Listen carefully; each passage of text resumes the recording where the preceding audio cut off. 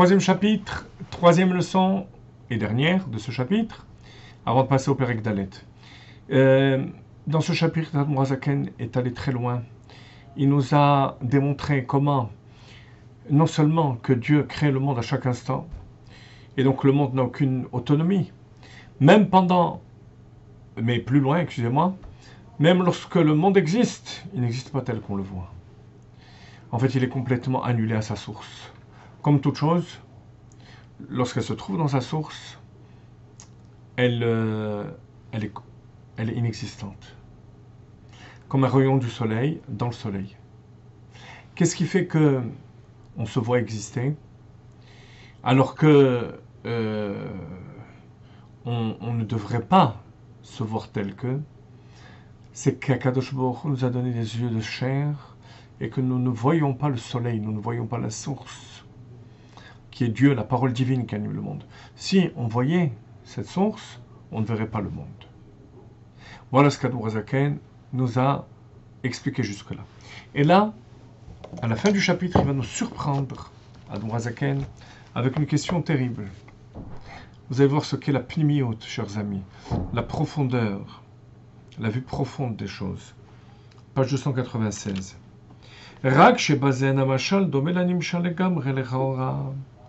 Mais il y a une grande différence entre l'exemple et l'objet de l'exemple. L'exemple, c'est le soleil. L'objet de l'exemple, c'est le monde par rapport à Dieu.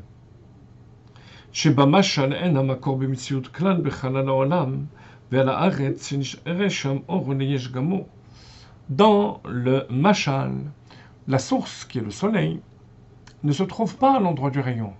C'est pour ça que le rayon peut exister. Mais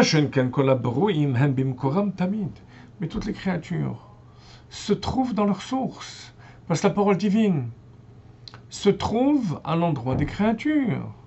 Alors qu'est-ce que ça peut bien faire si on ne voit pas la source? Là-bas, les créatures ne sont pas créées.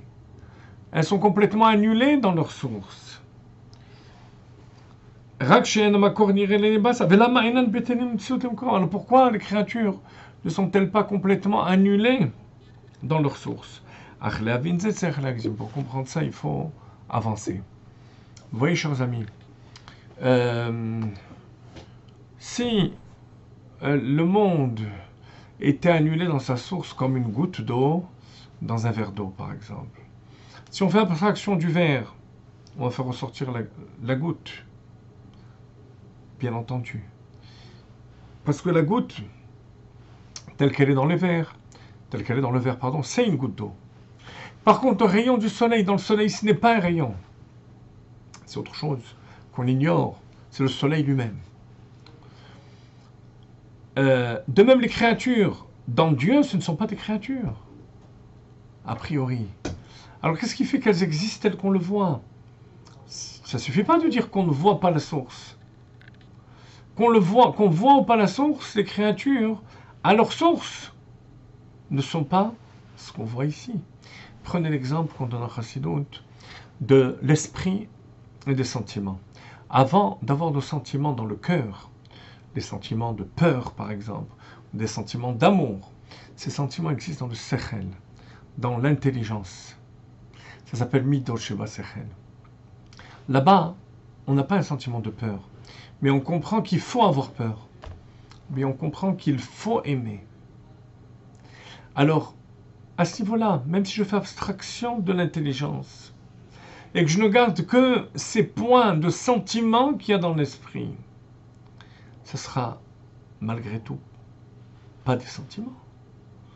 C'est de l'intelligence qui fait qu'on comprend qu'il faut avoir peur. Ce n'est pas un sentiment.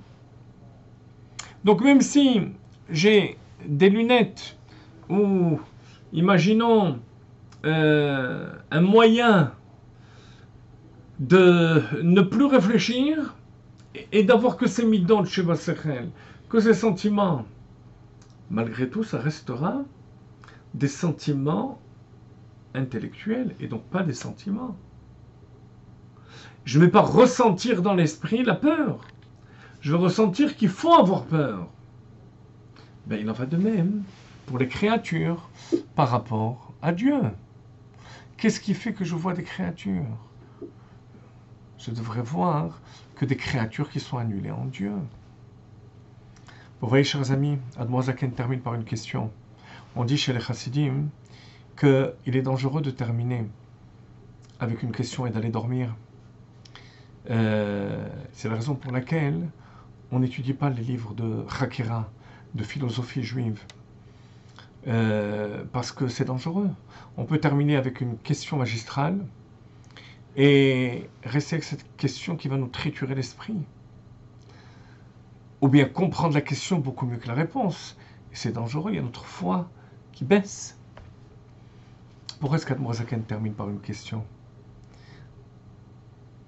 On répond, chez les Chassidim, qu'il y a une grande différence fondamentale. Quand on termine dans le domaine de la philosophie par une question sur Dieu. Alors qu'ici, on n'a pas de question sur Dieu, on a une question sur le monde. Comment est-ce que le monde existe? Ben ça, c'est une question très saine avec laquelle on peut dormir.